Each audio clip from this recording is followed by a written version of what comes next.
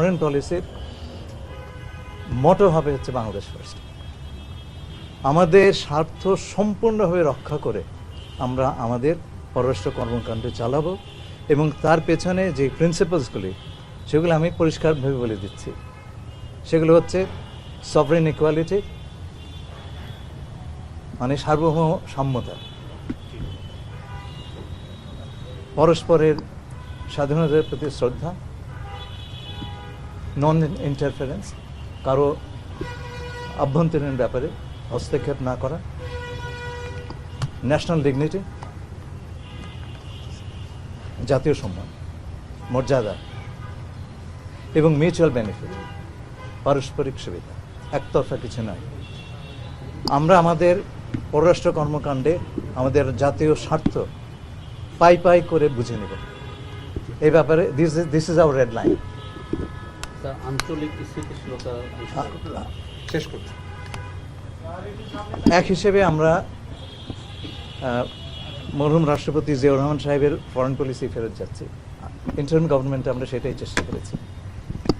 আমার মনে পড়ে আমি যে সময় ফরেন অফিসে জয়েন করি তার তিনটা অত্যন্ত সাহসী পদক্ষেপের কথা আমার মনে পড়ে। 1974 সালে আমরা জাতিসংঘের সদস্যপদ পাই। তার 4 বছরের মধ্যে উনি আমাদেরকে নিরাপত্তা পরিষদের সদস্যপদে নির্বাচিত করার সিদ্ধান্ত নিলেন এবং জাপানের মতো একটা শক্তিকে পরাজিত করে আমরা সেই নির্বাচনে জয়ী হয়েছিলাম। দ্বিতীয় ছিল সার্ক, সবচাইতে আনকানেক্টেড একটা অঞ্চলে তিনি এই কানেক্টিভিটির কথা বলেছেন এবং সার্ককে প্রতিষ্ঠা করার যে কাজ, বড় বড় কাজগুলো উনি করে গিয়েছিলেন। তৃতীয়ত আঞ্চলিক শান্তি, বিশ্ব শান্তি রক্ষায় আল-কুদস কমিটিতে তার ভূমিকা, মানে আমাদের foreign policy was not only positive, it was also expanding, very bold. আমরা সেই জায়গায় ফেরত যেতে চাই। আমি মনে করি Bangladesh does not play according to its weight. We'll have to do that. All you will see is a very responsible and bold foreign policy anchored in those principles that I have mentioned. চা মানে লাইফটা ভরপুর, চা মানে ইস্পাহানি মির্জাপুর। একদম প্রতিবেশী দেশের সাথে যে স্টাক হয়ে আছে সম্পর্কটা, এটা কি আমরা তাহলে ধরতে পারি যে খুব শীঘ্রই এটা অন্তত স্বাভাবিক হচ্ছে? আমরা সকল দেশের সঙ্গে সুসম্পর্ক রাখতে চাই, আমাদের স্বার্থ বজায় রেখে। স্যার, আপনার প্রথম দ্বিপাক্ষিক সফর কোথায় হতে পারে এবং হিজ এক্সেলেন্সি প্রাইম মিনিস্টারের কোনো বাইলেটারাল ভিজিট চূড়ান্ত করতে পারলেন কিনা? ওনাকে বিভিন্ন জায়গা থেকে আমন্ত্রণ জানানো হচ্ছে। দেখুন, এটা আমাদের প্রথম দিন। এখন এই প্রশ্নটা করবেন না, কিছুকাল পরে করেন, আমরা সদুত্তর দেব। স্যার, আপনি তো ন্যাশনাল সিকিউরিটি অ্যাডভাইজারও ছিলেন, ফলে আপনারই এরিয়া ছিল এটা। এই অঞ্চলের সিকিউরিটি স্পেশালি বিশেষ করে মিয়ানমারের যে পরিস্থিতি, এইটার দিকে কতটা ফোকাস থাকবে স্যার? আমরা রোহিঙ্গা বিষয়ে আমাদের যে নজরটা ছিল সেটা কোনোভাবে কমবে না, বরঞ্চ বাড়বে। এই অন্তর্বর্তীকালীন সরকারের সময় আমরা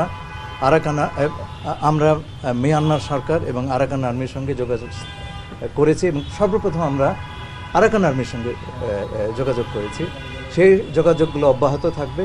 এই সমস্যার আমরা একটা আশু সমাধান করবার চেষ্টা করব এবং আমি এ ব্যাপারে আশাবাদী। স্যার, একটা ইস্যু নিয়ে অনেকেই বলছেন, আপনি যেহেতু আগের গভর্নমেন্টেও ছিলেন, যে গভর্নমেন্টটা নির্বাচনে রেফারির ভূমিকায় ছিল এবং আপনি বিজয় দলের সঙ্গে আসলেন, সেটা কেউ বলার চেষ্টা করছেন কনফ্লিক্ট অফ ইন্টারেস্ট তৈরি করে কিনা, এমনকি বিএনপির এই বিজয়ের প্রক্রিয়ার সঙ্গেও আগের সরকারে যুক্ততা নিয়ে কেউ কথা, এই প্রসঙ্গে আপনার নিশ্চয়ই কোনো ব্যাখ্যা আছে? অনেকে ইলেকশন ইঞ্জিনিয়ারিং কথা বলছে, তার মানে গণনা ঠিক হয়নি, তাই তো? এটা বলছে তো, গুনে নেন আরেকবার, বুঝতে তো মুশকিল নাই।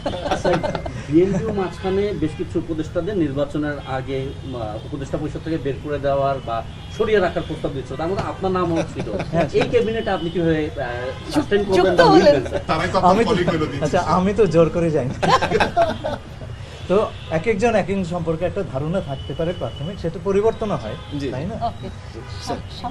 আপনাদেরকে অসংখ্য ধন্যবাদ। আমরা আপনার সঙ্গে এই কমিউনিকেশনটা বজায় রাখবো।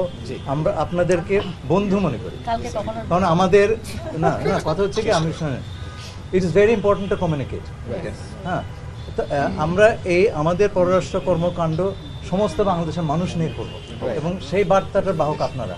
আমি শুধু একটা আশা করব, আমাদের শ্যামাপা, না না না প্লিজ আপনার কথা শুনতে চাই তো আমরা। আমাদের এই আপনাদের মিডিয়া এটা যেন অবজেক্টিভিটি বজায় রাখে, এটা যেন গুজবের কারখানা না। কারণ foreign policy is a very serious matter.